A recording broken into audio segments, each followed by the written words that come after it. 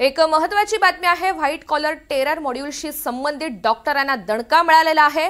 National medical कमिशनने हा दणका दिलाय। मुझफ्फर आदिल यांची नोंदणी रद्द करण्यात आली आहे। मुझम्मिल शाहीन यांची सुद्धा नोंदणी रद्द करण्यात आली। अधिकची माहिती जाणून घेऊयात। रामराजे शिंदे आपल्या सोबत आहेत। रामराजे, आता नॅशनल मेडिकल कमिशनने काय निर्णय घेतलाय? बिलकुल, दिल्ली ब्लास्ट मध्ये या सगळ्याचा सहभाग होता। एवढंच नाही तर स्फोटक आणणं आणि सगळे ते त्याचा कट जो आहे तो अंमलात आणणं यामध्ये स्पष्टपणे सहभाग असल्याचं दिसून आलेलं आहे चौकशीमध्ये।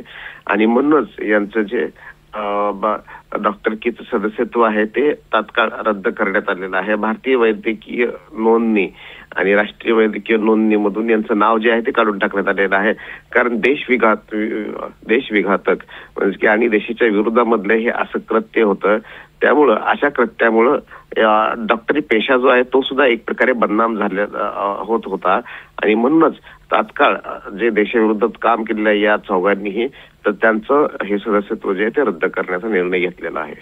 निश्चित, धन्यवाद सविस्तर माहितीसाठी।